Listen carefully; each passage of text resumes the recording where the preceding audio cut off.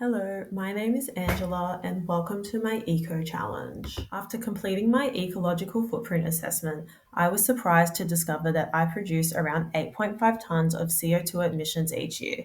What really stood out was how much my transport and housing use contributed to that total. I always considered myself to be quite sustainable, so this was a real wake up call.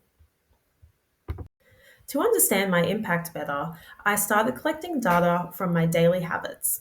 I collected my wastage usage, which included food waste, plastic, and paper, and monitored my water usage by timing water related activities such as showers and washing dishes.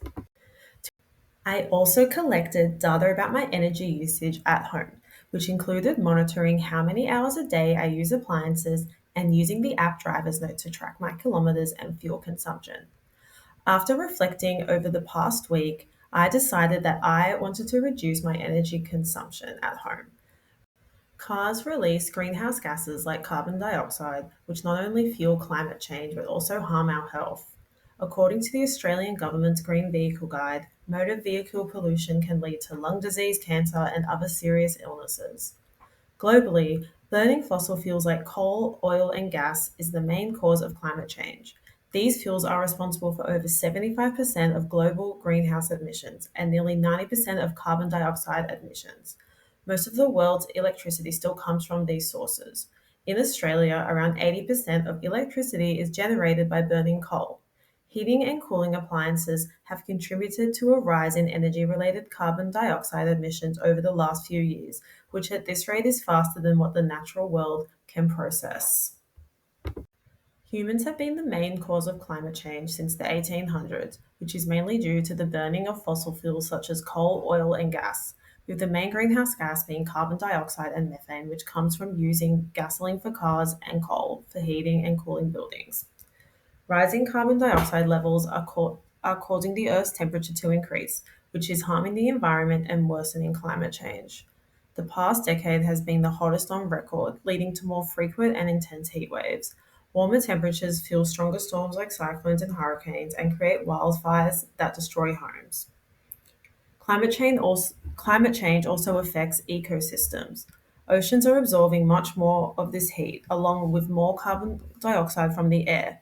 This causes ocean acidification, which threatens marine life and coral reefs. To begin my 3 week eco challenge, I set a clear and achievable goal to reduce my energy consumption through simple, sustainable actions that I can maintain beyond this challenge. In the first week, I identified and monitored the appliances in my home that consume the most energy. In our apartment, we heavily relied on the air conditioner and fans because we had no fly screens on the windows and wanted to avoid letting insects and dirt inside. To address this, I spoke with my landlord who agreed to install fly screens. This allowed us to take advantage of natural airflow and reduce our dependence on artificial cooling. I also set timers on our air conditioners and fans so they would only run for a set period to prevent unnecessary energy use. Additionally, I purchased timer control plugs to help automatically turn off devices when not needed.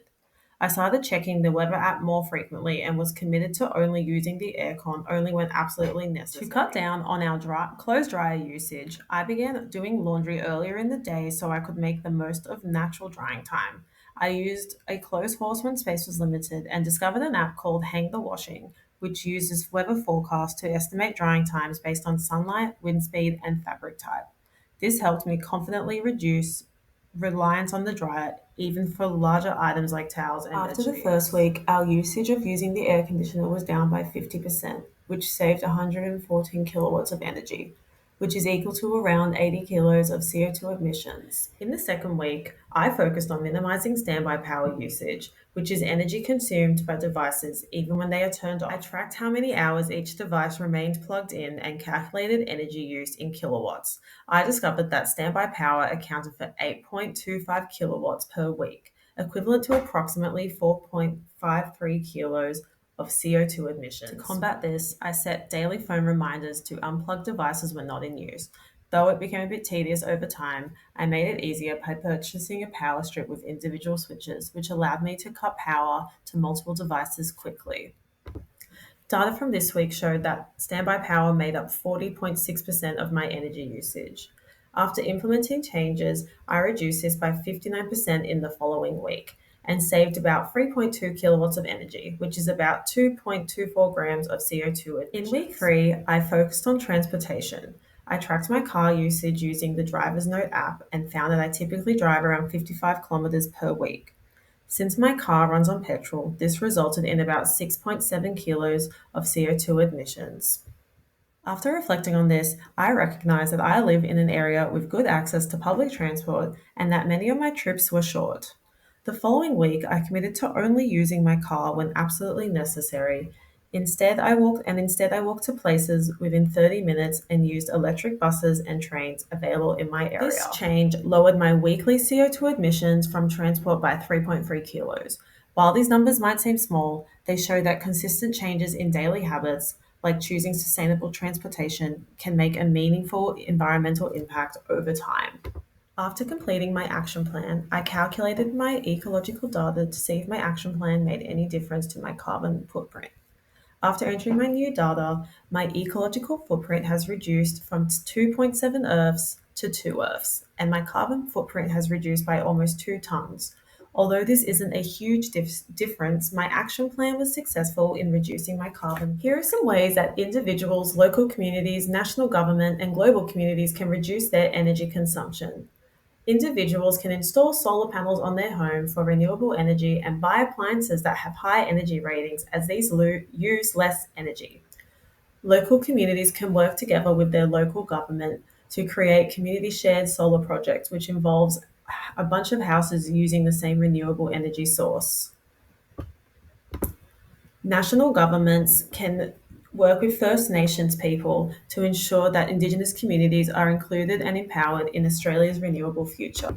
And a global call to action is the Paris Agreement, which aims to limit global warming by 1.5 degrees. To continue using these sustainable practices, I will still continue using timers and unplugging devices when not in use, and stick with a walk or ride first mindset while encouraging my family and friends to do the same. I will also share my knowledge on reducing energy to help be part of the change. Thank you for watching my Eco Challenge. I hope you are inspired to think sustainably.